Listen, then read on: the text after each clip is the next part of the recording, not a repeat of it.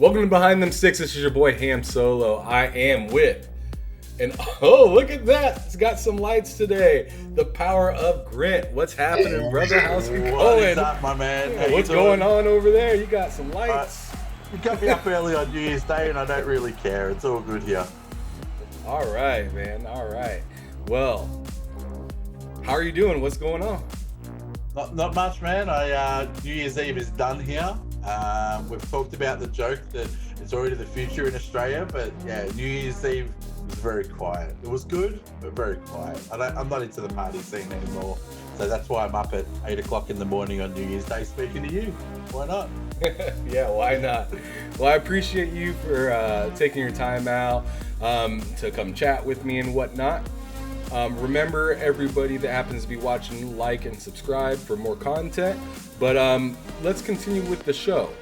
What gaming and social media platforms are you on so people can maybe holler at you or check out your stuff? I know you're a streamer, so yeah, throw it in. Let's go with Twitch first. The Power of Grint. That's all no spaces, nothing like that. It's just the Power of Grint. Twitter is at @ofgrint, which is a little bit different. Instagram, I'm really starting to fire up my Instagram, so that's the Power of Grint. And Hover, I don't know if you've heard about Hover, but Hover is taking over the streaming world right now. Okay. Yeah, look it up. Power of Grint's on Hover. It's like I guess a TikTok for streamers, and it's really kicking goals right now. Really good stuff. Okay, I might have to check that out. That's pretty cool. Yeah, hover.gg. Get on it. All right, and what do you play on? I play on all current generation consoles, mainly PC though, just because it's easier to stream with. I am a big Xbox fan, obviously with the Halo stuff and everything around. But so yeah, Xbox Series X, PC, Switch, and PS5. Nice. So you covered all the grounds. Yeah, because if you want to try all the games and showcase them, you got to have them all. But I'm a big boy now. I can afford this stuff.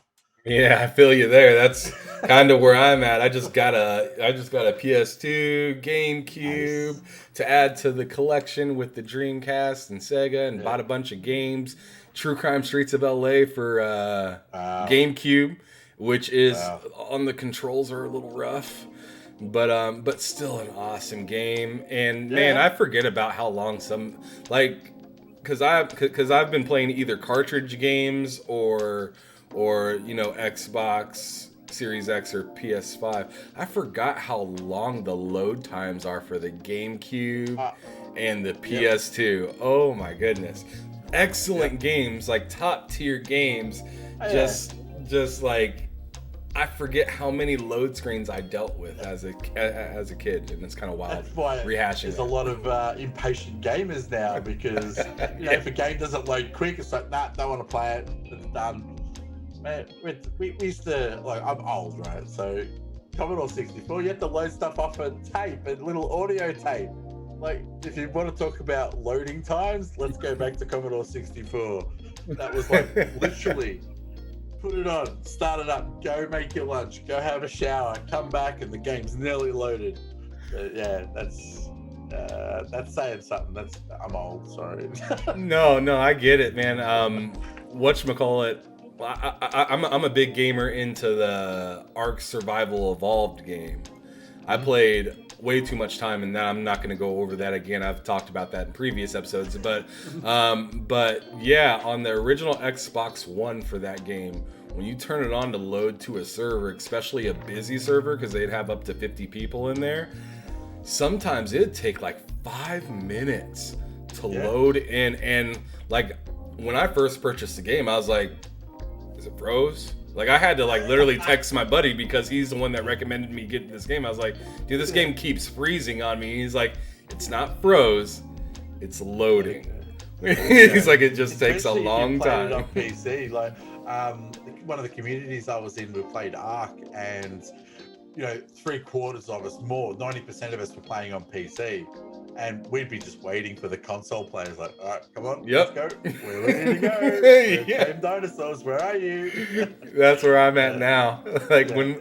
When when my cousin was talking about getting on, and I already had I had the Series X, and I got my PC now, got a 3080 and everything in it, and like it's jam packed. It's a good PC, and I turn it on and it's on right away, and I'm waiting for my cousin. What feels like forever, but I'm just not in that. I'm not using that old Xbox anymore, so like I'm impatient now. I'm like, hurry up. I hear ya. I've experienced it. But let's move on. What games are you playing right now, bro? Like I know I seen you recently playing some Halo, but is there anything else?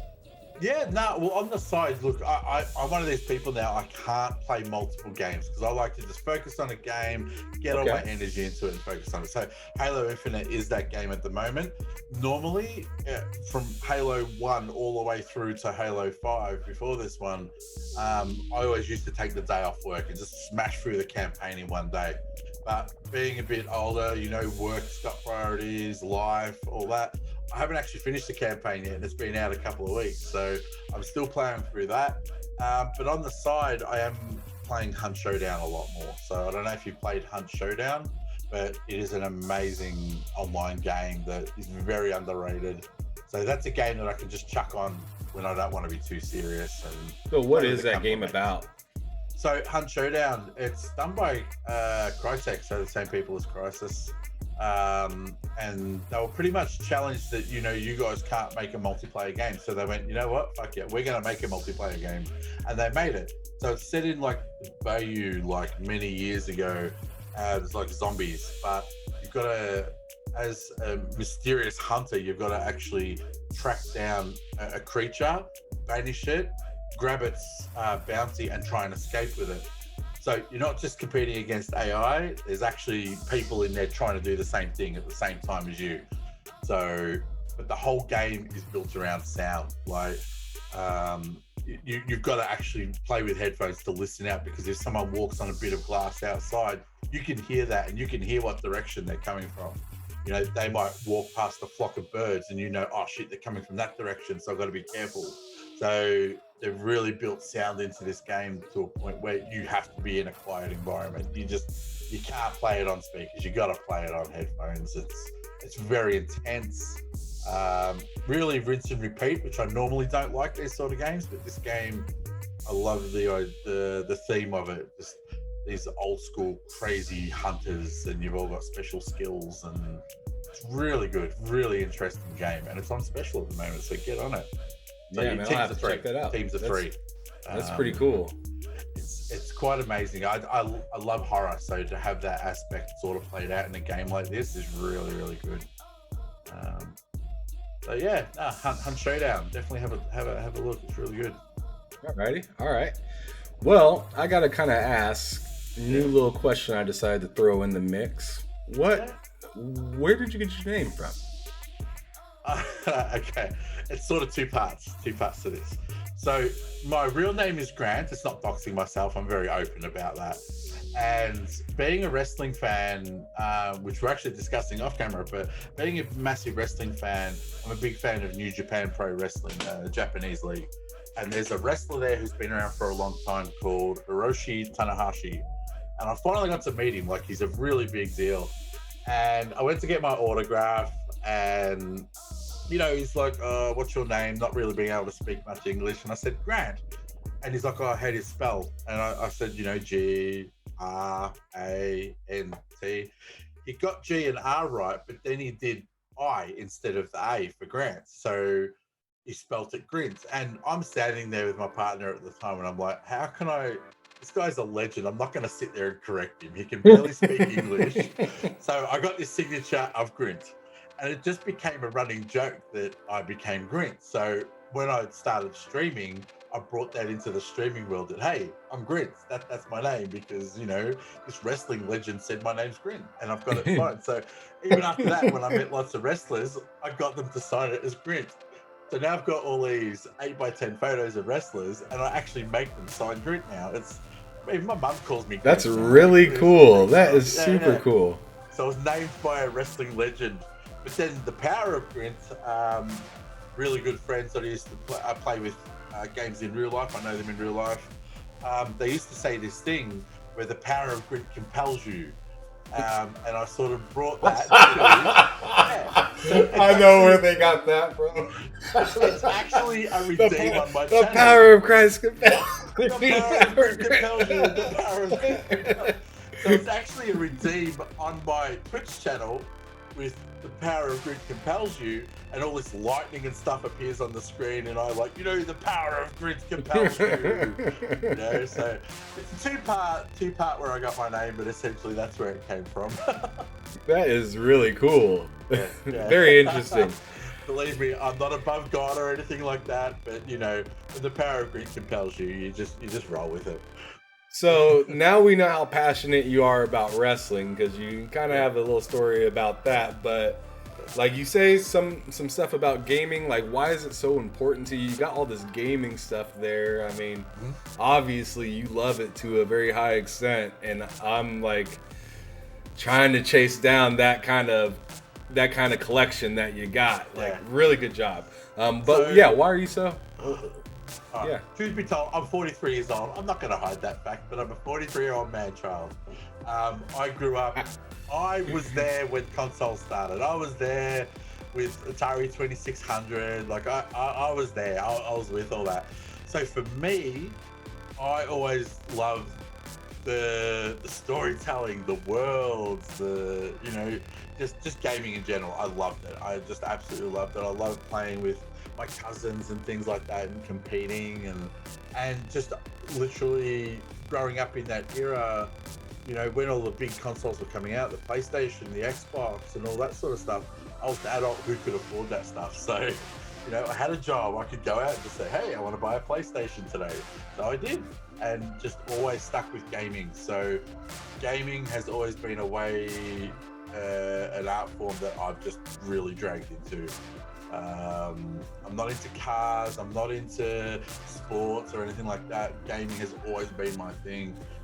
As I said earlier, it's the worlds that you're playing, it's the storytelling, it's being able to play with friends, getting competitive with friends. Like, it was always there. It's just an everyday part of my life. I'm not afraid to sit there and play a game for 8 hours and go to bed happy, wake up, go to work, let's go. I just love gaming. Got it. So you love gaming, but what makes you create content? Okay. That was, for me, it was pandemic. So June 2020, I didn't have a job because of COVID. And I just thought, you know what? I know I'm going to be home playing a shitload of games. Why don't I put a camera on and just have fun with it? I've got one good friend of mine who is really pretty big in the Australian streaming world. I'll name drop. His name's Ghost in the Machine. Go follow him.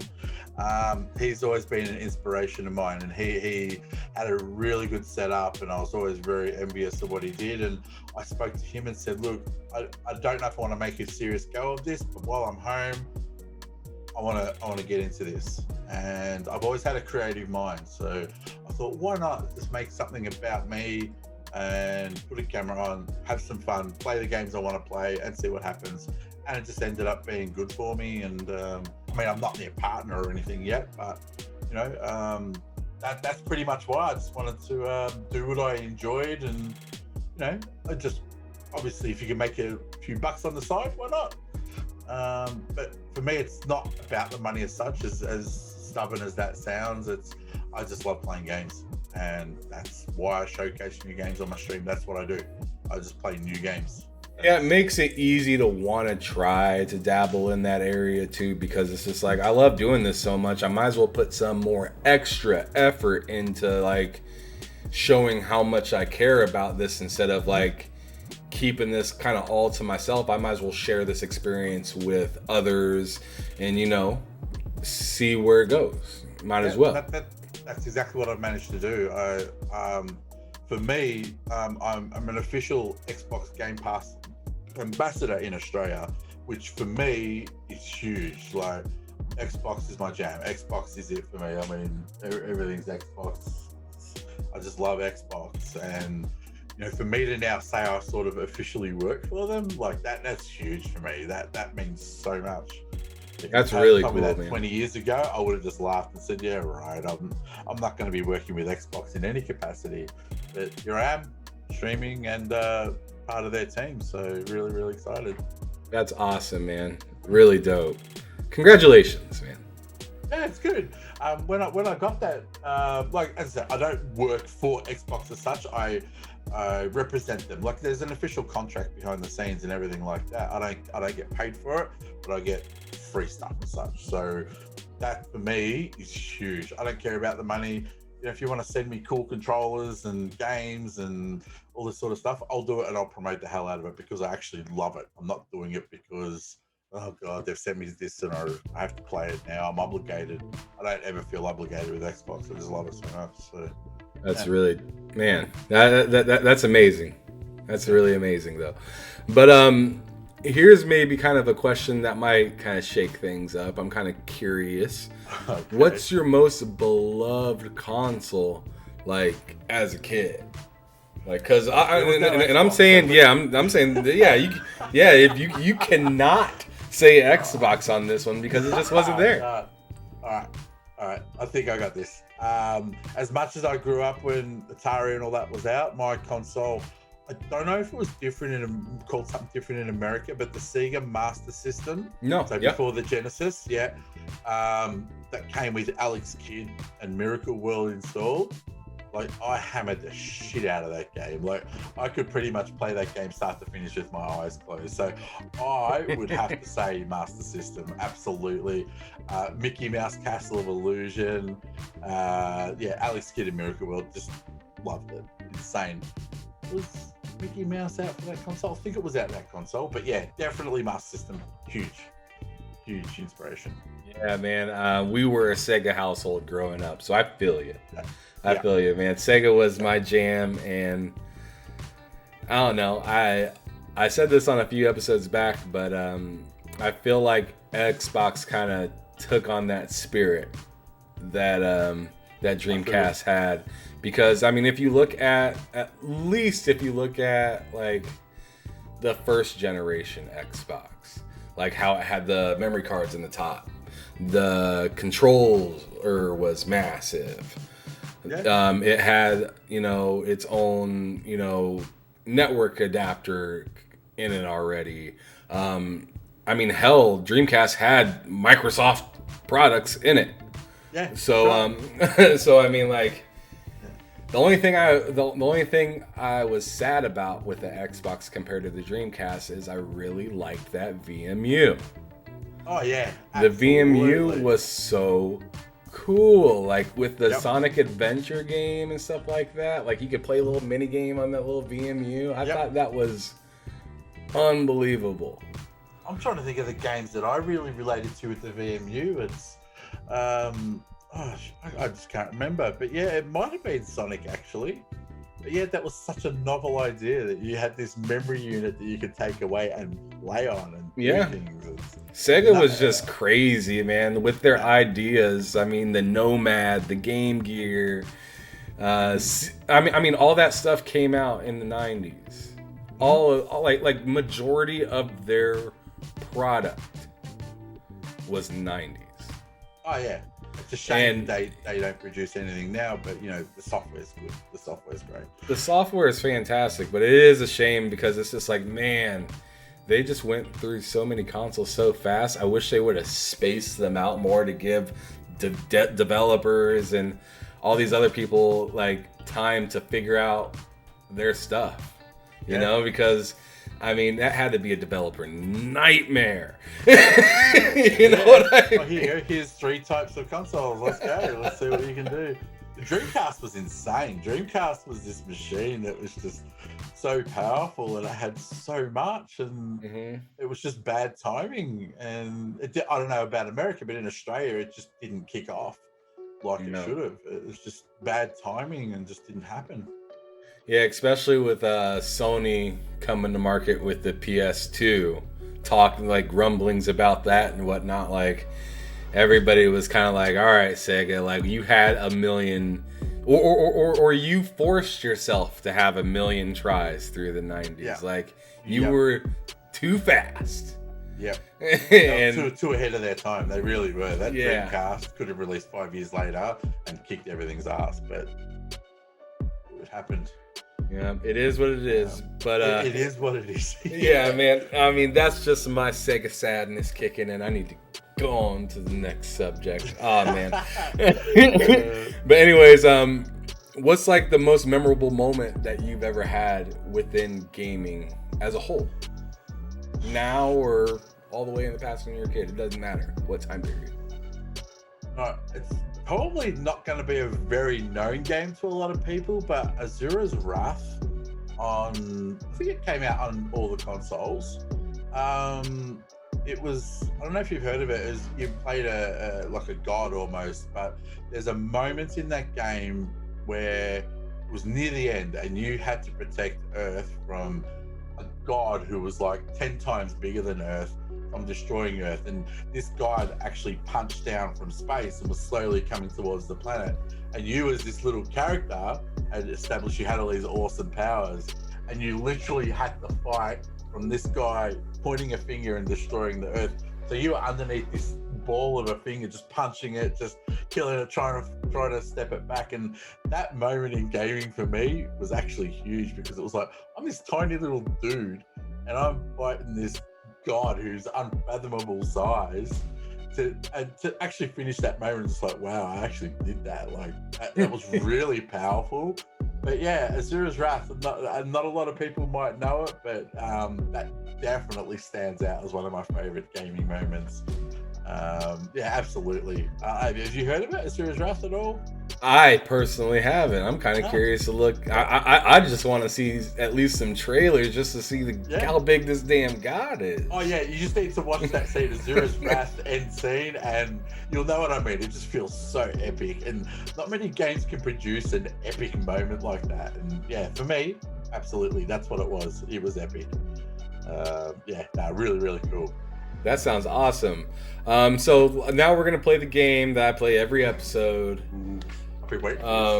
Except I'm gonna switch it a little bit just to kind of make a little bit of freshness, since technically this episode is coming out in 2022. Okay, so I'm gonna switch it up. So so without overthinking, I want you to name the first game that comes to you when I say the developer or publisher. Ooh, interesting. Cool. Okay. Yep. Bring it on. Square Enix.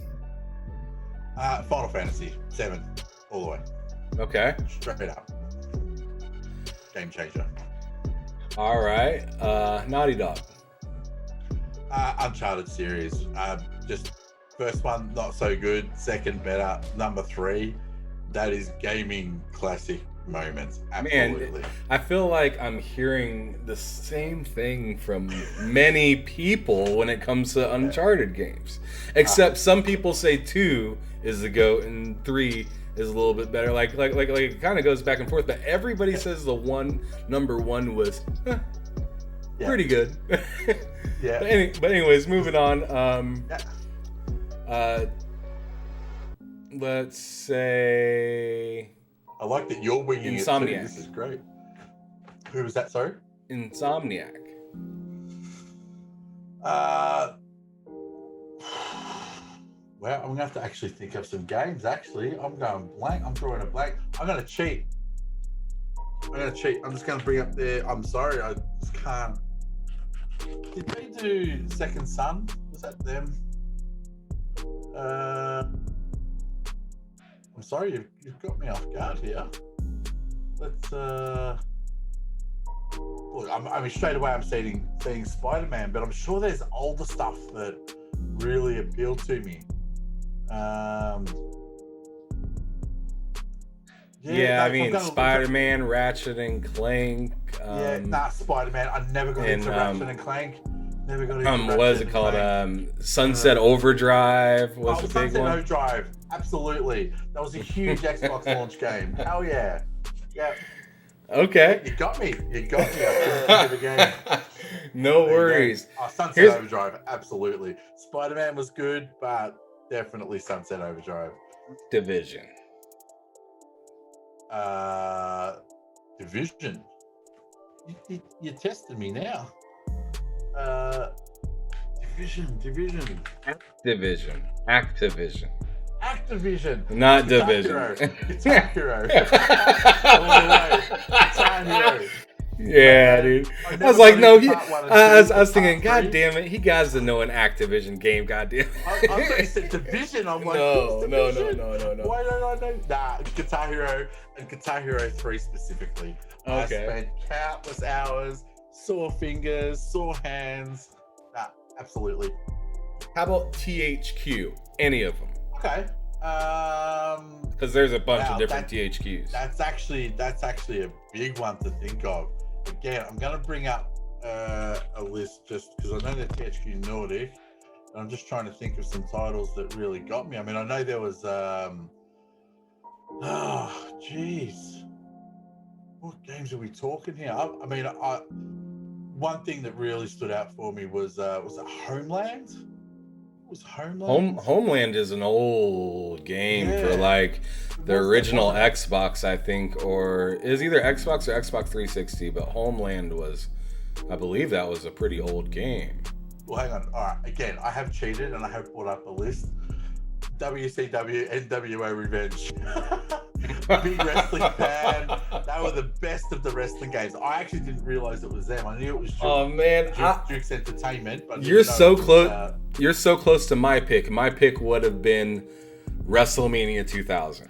Yeah. All right. Cool. Just as good. It used the same engine. Yeah, this is So, yeah. literally the exact same engine. Special bar, everything was the same. Yep. Yep. Absolutely. Yeah. And being a wrestling fan as well. Yeah. That was top notch for me. Okay. And let's reach out of Xbox's bag and say Bethesda. Oh, sorry. Bethesda, look, Fallout 3. Yeah, let's go Fallout 3. That really opened up my eyes to some open world RPGs. I never got into Skyrim, which I know is going to be hated amongst people, me saying that, but definitely Fallout 3. That really got me excited. That was a great game. Okay, Playground Games. Playgrounds. God, you're really catching me off guard here. Sorry to do it this way, but I mean, obviously Forza, but it's got to be Forza. Yeah, I was gonna say that's what I would have just said. Like That I was thinking that, but I just wanted to make sure that there wasn't anything else that I'd missed out on, because I sometimes forget about older games that I played and loved. But look, Forza's always been there. Yeah, sometimes you don't want to just think of like the easy one either. You're just like, man, that's just like if I said 343, I already know what you're gonna say. That guy, Master Chief. Him, this guy. But yeah, I did. I just wanted to check that out because I was like, okay, I know Forza and I love Forza, but I just wanted to be sure I wasn't missing out. Here's one I'm actually curious to hear what your answer is. Ubisoft. Assassin's Creed series all the way. I also work closely with Ubisoft Australia, which is I got some really cool Riders gear from them when Riders Republic came out on the launch. I love Riders Republic. That's such a fun game, especially when I'm just like trying to like kick back at the end of the night after like stressing myself on Halo multiplayer for a while or playing some old games, and I just want to like. It's like what my buddy Matt says. He has this thing called sleepy time tea that he drinks to go to bed. Yeah. Riders Republic is like my sleepy time tea. Like I just play it and I just ride around until I just get tired and then I go to bed. Yeah. I was actually on the second beta. I was one of like 5 streamers to be given Twitch drops. Ubisoft Australia hooked it up for me, and man, my viewership went through the roof. I'd never seen numbers like this before, and Riders has just got a special place in my heart. Like I got this promo pack from them when Riders came out, and it's pride of place because I just love it. I think it's great. But you're not going to let me step past Assassin's Creed. I played from Assassin's Creed 1 all the way through. The only one I have not finished is Brotherhood, but absolutely love Assassin's Creed and love Ubisoft.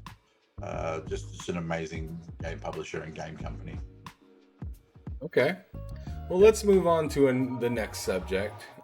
The next one I kind of want to talk about is what do you just like not like to play that much? I don't need to think battle royale. I hate it. I think it's a bullshit genre. I'm gonna be hated and Damn. for it. I just hate it. I don't so hate you much. for it. I hate it too. Whether it's, you know what, with other people that I've discussed it with, and I found out that they've also not like battle royales. It's a generational thing. It absolutely is. Like, I like online multiplayer. I can play Halo, all that sort of stuff. Give me a battle royale, and I'm bored as shit. I just don't get it. I feel like you're either really good at it, or if you play it, you kind of just play it to pass the time by. It's like for me, my kind of game that I waste time on playing, or I used to waste time on playing. I don't do it anymore because I have games that I like really enjoy now. Yeah. But for the last few years, like of the Xbox One generation, like the last like 2 years, I mostly played like Ark and a lot of Rocket League. I played a ton of Rocket League. Loved that game a lot, but like a lot of people feel the same way about Rocket League, and I do not blame them. It's just, it's really repetitive. It's kind of just, I'm not that sporty out when I play games. I want to figure out a story or do something like I can't do in another game, but driving, jumping off of walls, or building something and shooting people while you're building something. That's just, that's just not sustainable for me. I feel like I feel like Rocket League's a little bit more competitive in the fact of you're actually working with a team, which I think could be a little bit more sustainable long term than maybe a Fortnite that like kids are loving right now. But I feel like if you make something better than Fortnite, then Fortnite's going night-night. Yeah, absolutely go night-night. But I think you've nailed it there. I'm not a fan of multiplayer. I do enjoy multiplayer. It's that aspect of the last one to survive. It doesn't appeal to me. Like circles getting smaller. It was a great game. Fortnite was a great game when it first Fortnite came out. wasn't what a lot of people think it was when it came out. It did not. I loved it. What is it called? The Battle Royale was supposed to be like something just extra as part of it. The Battle Royale was never supposed to be the main game. The main game was really cool looking, and I was ready to buy it. And then everyone was saying, "Hey, did you get the Battle Royale? It's free." And I got it, and it turned me off of the story thing. So I never even ended up buying it at all. Yeah, I did buy it, and then I haven't touched it since. Like, look, I like the appeal of the characters and that they bring to it. Like, I love that Master Chief's in it. I love that Spider-Man's in it. I love that Mandalorian's in it. But it's not enough to get me in there to play it. But this actually goes back to, again, where I was talking about Hunt Showdown, where it is a rinse and repeat game. You are against other people and all that. I don't mind that. It's this battle royale aspect I just can't wrap my head around. I can't do it. Warzone, like I can't just sit there and watch someone play Warzone. It's so boring to me. Right. That sounds so, I don't know, almost rude to say it like that, but I just don't get it. I don't either. And it's okay, you know. I mean, there's plenty of people that don't get it, and I don't need to get it. It's fine. You have fun doing what you like to do in gaming. I don't care. I'm not going to tell you that you shouldn't do it. I'm just saying that it ain't for me. and you and me both know we're not short on other games that we can enjoy. Nope. They just keep coming. They keep coming, and I can always reach back into the old as well. well, look at your PS2 in the background, of course, and I can see a GameCube back there. Yep, too, so. yeah, but it's still on right now on this little ass TV that I got for $10 at the store. But I was like, hell, this will actually run better than my big screen TV over there. That thing is rough on the eyes when you plug in those old systems, man. It's really bad. Totally. But moving on, what is the best 3 games that you played of 2021? And then, like, out of those 3 games, which game was the best of the best? One game that I was waiting for a long time, and it was in preview, and I was wrapped to get the final version, was Chernobylite. I don't know if you've seen that. It's on Steam. Chernobylite was really, really good. I'd say that's definitely in my top 3. I've got to go with Halo Infinite, and look, call it nostalgia, call it what, but I just love Halo, which is obvious, but I just love Halo. And I would say Riders. Was probably would round out my top 3 of games, actually. Yeah, absolutely. So Riders, Halo, and Chernobylite. Yep. And then number 1. Really cool. Halo. I haven't even finished the campaign, and I'm already saying that. So I just love how different they've made it. They changed the game a lot, and for the better. Really, really good. Yeah, just the grapple hook alone by itself is just like such a game changer. Like, my lady is playing through campaign. She's playing on normal, and normal is hard. Yeah, normal isn't like super cakey either. So like, she was going versus that first guy with the sword, and she's getting her butt kicked, and like, and like, she is a very, very, very casual gamer. Like, she'll really get into a game if she likes it, but like, if it's like, oh, there's something else to do, she'll just go somewhere else. You know, right? And in Halo Infinite. But yeah, she didn't know that she could upgrade her inventories. So she had like 7 points. So she had 7 points. She was just hitting the down button, collecting the Spartan cores, and not knowing what to do with them. She just thought it was a collectible. She just thought it was a collectible because she likes to do that in games. Go around, collect all the stuff that she needs to collect. You know, scan the area and whatnot. But she didn't know. She didn't pay attention in the beginning of the show where it was or the beginning of the game where it says use these to do that, because she's just like, whatever, I picked it up, get off my screen. I mean, like she's like one of those kind of gamers. I picked it up, get off my screen. And then later on she figures it out. But she ended up adding some Spartan cores and seeing that she could use the grapple hook 40% quicker, and she is jumping everywhere. I had to scale walls. It's fantastic. I had to kick her out of the room to do this episode. Oh, really? Yeah, because she was getting down. When I first heard about it and saw it, I thought, oh, this is just changing the game so much. But now I just can't live without it. Like, getting on a ghost is so much easier. Just grapple, get on a ghost. See you later. Yeah, man. I love it. Multiplayer. I wish I could have a little bit more of it in multiplayer. Yeah. You wish it was a normal part of the game. But it is what it is. I mean, then everybody would just be grappling each other. It'd be terrible. After a little bit. But game mode.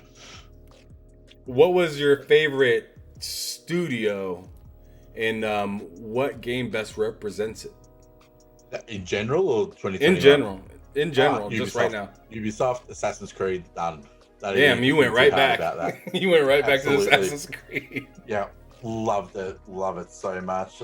I used to be an achievement hunter on Xbox, which if you don't, I mean, you would know, but other people, like, it was to finish your game 100%, get that 1,000 gamer score on your game. I did that for the first 4 or 5 Assassin's Creed games. Like, I just love them. I love that you could just go in all stealth or just go in all balls to the wall and just kill everyone. Like, just so good, so much fun, open world. But yeah, Ubisoft, mint, absolutely. That's what's I could go into Far Cry, I could go into anything else, but you know. Yeah, I really like Far Cry. Yeah, me and Miss Cat just finished Far Cry 6 actually, so we were playing that together on the stream, which was really fun. So. Yeah, that was a really good game.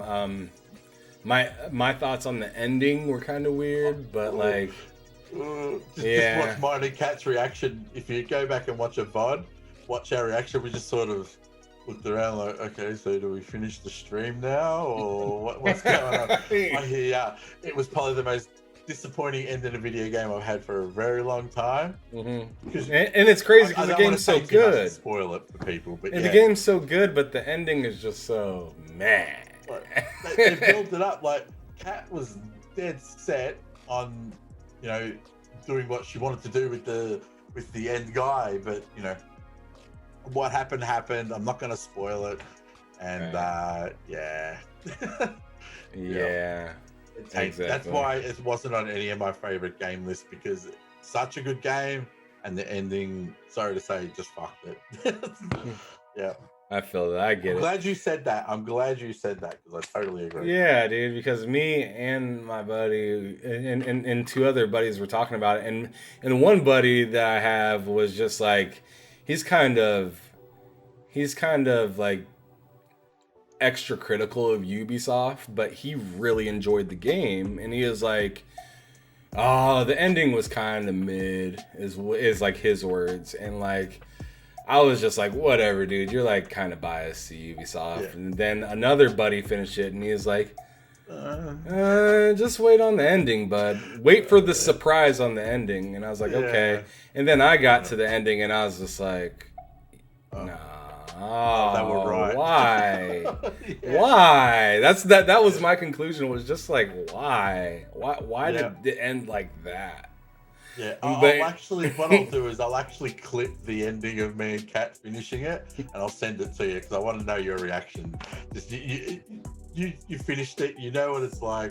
Just I swear, if we could just turn off the stream there and then, we would have. Okay. We just didn't know what to say. All right, so if you were to go back in time to those games that you really enjoyed as a kid, what two games would you bring back and give the modern day treatment to? One game that I've actually been asked this question by a few people, and I will straight away always go to Conker's Bad Fur Day. I know it's not a game of when I was a kid, but Conker's Bad Fur Day was just so outrageous and so much fun. That's for the 64, correct? To come back. Yeah, 64. And then they did it on Xbox, the original Xbox, and amazing. But did you say one or two? Two.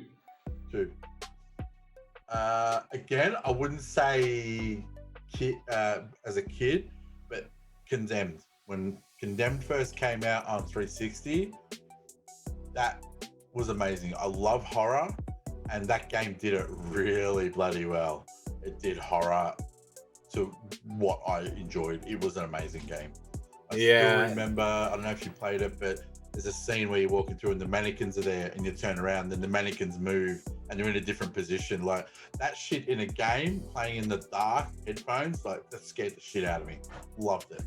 The PlayStation 2, Xbox, and Xbox 360 had some seriously good horror games, like top tier, super memorable, extremely like scary and like awkward, like awkward video games. So like, those were definitely the best kind of times. Well, there's actually one on Super Nintendo, or I don't know what, Super Famicom, I think you called it, but called Clock Tower. It was an old game, but that had so much fear in it, and that started my love for horror games in video games. Yeah. All right. Well, here's kind of a question that's a little negative, but I gotta kind of wonder, because I mean, I'm sure people want to know what kind of frustrates you about gaming, like in general, of any kind of way. That game developers feel they have to put multiplayer into every single fucking game they make. They do not need to add multiplayer into every game anymore. Like, just let a good story be a good story. Just don't feel you have to multiplayer it up. Co-op, I'm okay with. Co-op, I am actually very okay with. It's the multiplayer aspect. Like when they tried to introduce multiplayer to Assassin's Creed, it was, what are you doing? Why are you adding multiplayer to Assassin's Creed? Which I'm glad they don't do anymore. But too much multiplayer. As I said, co-op's good. Let me not confuse that fact. Co-op is great. Multiplayer doesn't need to be in every game. Mm-hmm. I understand noticed that. That's actually a good trend. The past year, I feel that a lot of games have gone back to that and not adding multiplayer in their games, because I think they think that games like COD and Fortnite have got that under wraps. So why even bother competing? So, you know what? I feel the same about sports games, to be honest, because I came, I mean, I'm like 10 years, like you said, you're 43. Yep, 43. Yeah, I'm 10 years younger than you. But I still lived during the Sega generation and the OG PlayStation, PS2, and all that stuff. And I remember when sports games were pretty innovative, and it wasn't just tournament after tournament after tournament. Like there were tournaments back then, but you'd have to go like to a local like store or place to do the tournaments back in those days. There was no online. But like now it's just like focused on online and like this player versus this player and packs and all this and all these all that loot stuff, and it's just like, dude, like I can't play a good season of a sports game and get everything I know that this game gave me in the past. This exact name of this game gave me more 15 years ago that it's giving me right now in this $500 fresh new Xbox or PlayStation, like, or even PC. Like why can't I do this basic stuff that I could do on my original Xbox? Play to unlock everything, not pay. Like 2K5, I was able to put my own stadium music from my Xbox hard drive, from the music that I kept on my hard drive. I was able to put in like Tupac. Every time I scored, I could hear this very specific moment in the song for like however long until I like press X or I mean not press X, but press A or hit B to cut the scene to go to the next part. Like that was like the standard, and then it just got worse after that. And it's all over online and greed. It's crazy. It absolutely is, and that goes back to the comment that I was saying about being an achievement hunter. I've got no happiness about being an achievement hunter anymore, because a lot of it they make you do this almost impossible grind to get somewhere, and it's not fun anymore to do that. Like I used to love getting a game to 1,000 gamer score on Xbox. It was huge. Now I just couldn't give a shit. I just want to almost not in a bad way, but I just want to finish the game. I don't care about everything anymore. There's no incentive anymore. It's just not there, and I get that. Like I want to play. I used to be a big NHL fan, so I used to play ice hockey games a lot.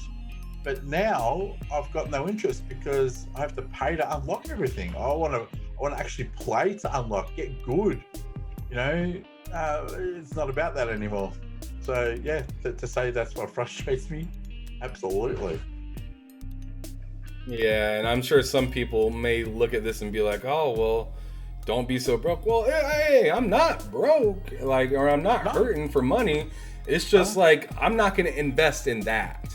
That's not where I'm going to throw my money, because I'll gladly, instead of paying $10 for this skin, I'll go to a retro store and buy a whole new game for that same $10 and have way more enjoyment than somebody being like, "Oh, you bought that jacket?" Like, no, I don't care about that. Yeah. The only game I do it in now, to be honest, is Assassin's Creed. Like in Valhalla, I ride around on a freaking lion, dude. Like, that is cool as shit. I know no one else is seeing that in multiplayer or anything because there is no multiplayer. But for me, to call my horse and it's a lion, like, holy shit, that's cool. I'll pay for that. And same with mobile games. A lot of people say, oh, I don't pay for mobile games. It's like, why not? If you're playing it for more than an hour and you're going to pay $3 to lose ads, you're supporting the company, and I'm having fun. It's keeping me entertained. Yeah, I don't mind that, like, there are microtransactions. I just want them to be somewhat fair to the point where I'm like I can't get that specific thing that's to be purchased, but I can get something fairly close to that.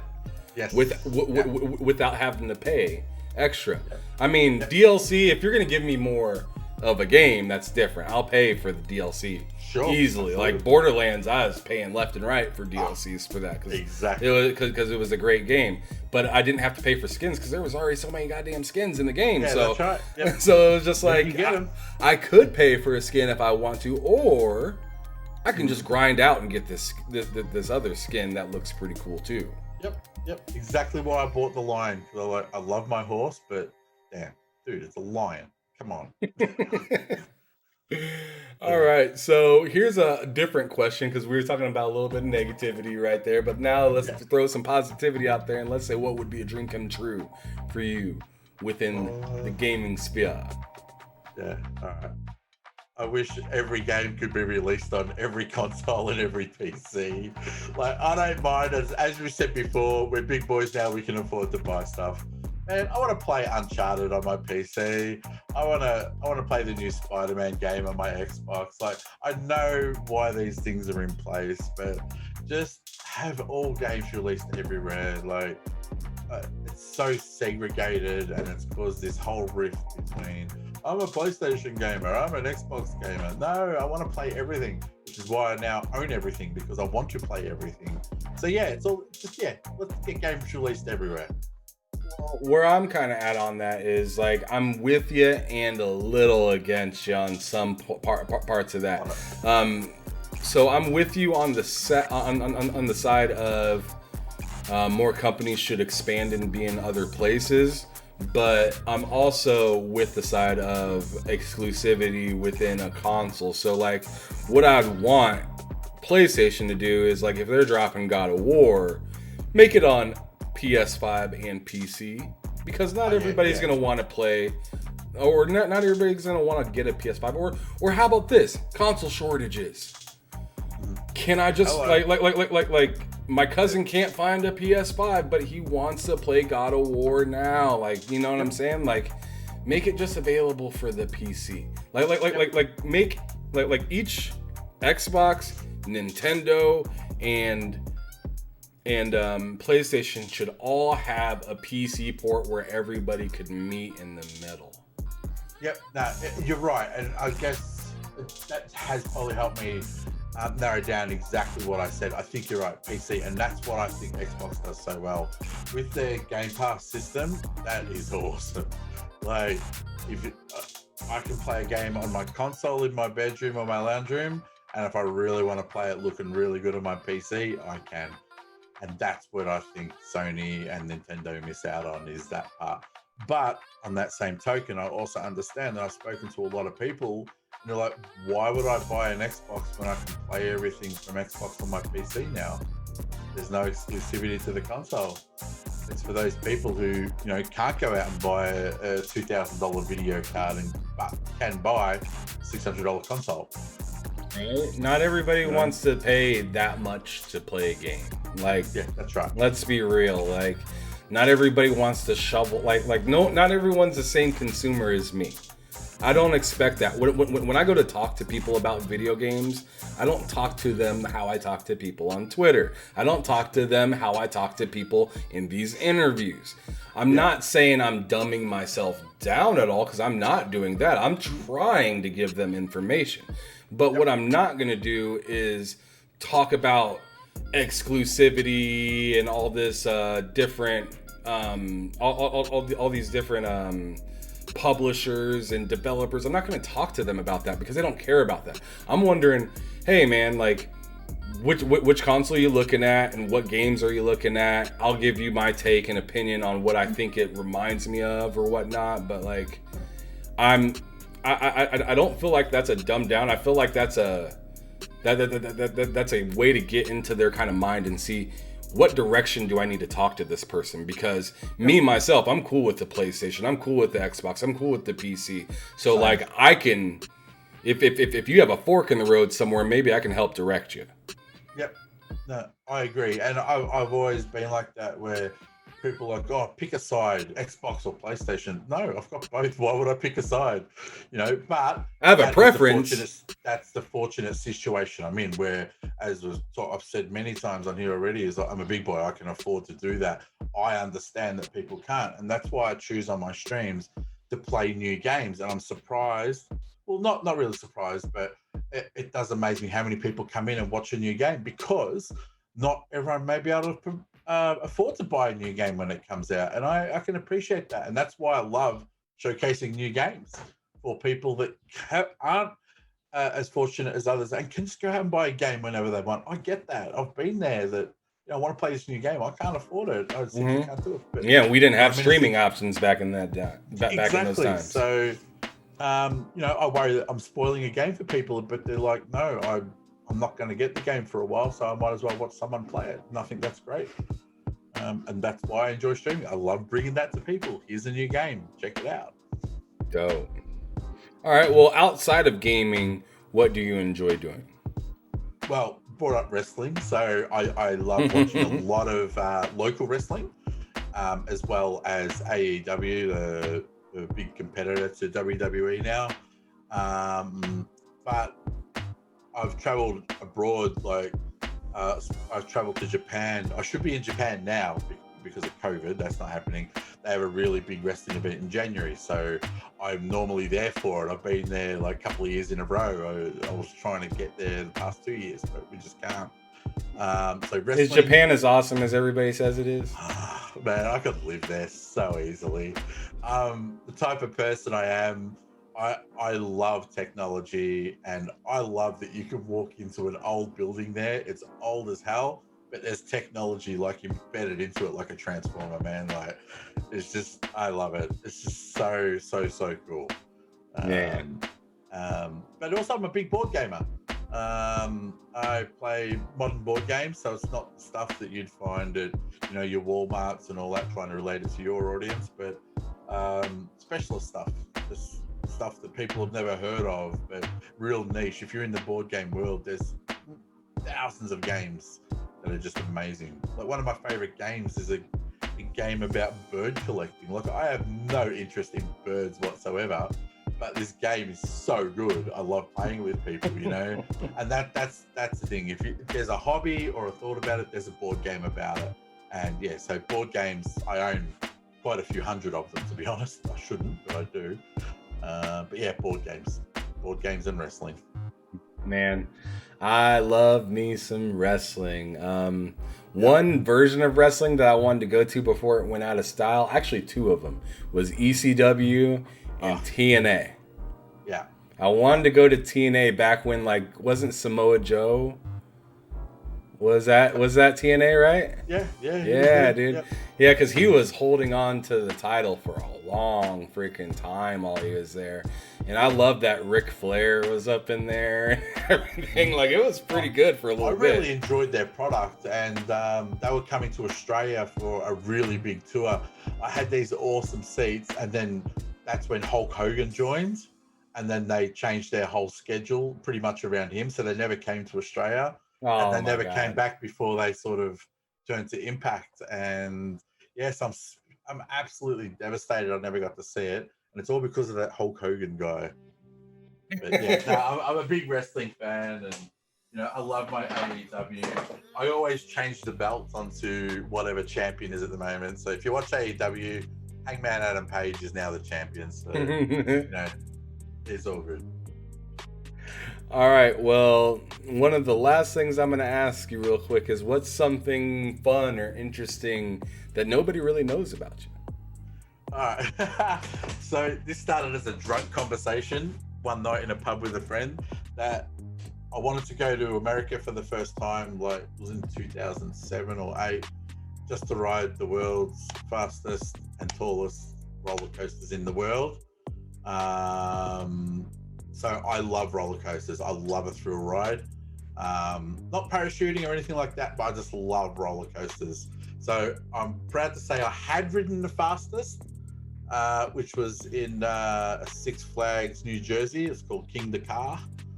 And it's now been overtaken by it's a Ferrari ride in Dubai called Formula Rossa. That's the fastest roller coaster in the world. So yes, I want to get there to ride that. And also the highest is this King the Car ride in Jersey, Six Flags. So I'm happy to say I'm pretty much saying I've ridden the tallest and fastest in the world. And Japan definitely has a lot of coasters. So yeah, roller coasters, love them. Yeah, man, that sounds really cool. And man, I really want to go to Japan someday. That's like a goal of mine. That's a life goal right there. Food is good. The people are awesome. Like, as a gaming nerd, like, damn, you go to Akihabara and it is just amazing. You as a retro gamer, you will need to buy another suitcase. So much stuff. Yeah. Oh really my cool. God. Oh my God. Really That cool. sounds amazing. But anyways, the very last thing I'm going to have you do for me is to describe gaming in just 3 words. Exciting. There's probably popping in my head is worldly, like as in the worlds of games. I think inclusive, because anyone and everyone can play games. So yeah, that would be my 3 words. Okay, exciting, worldly, and inclusive. Worldly and inclusive, yeah. Worldly is probably weird. No, I think worldly is the word I want to use. Yeah, just Okay. anything and everything can happen in a video game. Well, what I love about that is the dynamic, how each one kind of stand for their own thing. Yeah. On that one. Yeah. I mean, there are some games out there that aren't too exciting and are quite boring, but they're exciting to somebody. Gaming is exciting. Exactly. They're exciting to somebody. Just because I don't like it, it doesn't mean someone else shouldn't. Like Candy Crush was exciting for some, but not me. I've even considered it the past few weeks while I've been home. I've been a bit sick, and do I install Candy Crush again? I haven't played it for like 5 years or something, but yeah, I didn't. So it's all right. I'm safe. And who knows what's coming? Well, this year's got some exciting games, but yeah. Well, man, we're going to have to get down and play some games together for sure sometime. Yeah, absolutely. That'd be great. But, Grint, it was fantastic having you on. Thank you for being on my show today. Remember, you guys, if you want more content like this, definitely hit the like button. Support me, please. And then also hit the subscribe button to see more of this content more regularly. We come out with episodes every Tuesday and Thursday, pre-recorded episodes that I put out for you so you guys get some good-looking content. Anyways, like I said, thank you for your time, Grant. Thanks for coming out.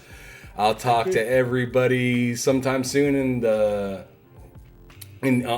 Twitter or maybe in the comments. His stuff will be in the description so you can find him there. But welcome to 2022. Yeah. See y'all later. Bye. Do it! Make your dreams come true! Just do it!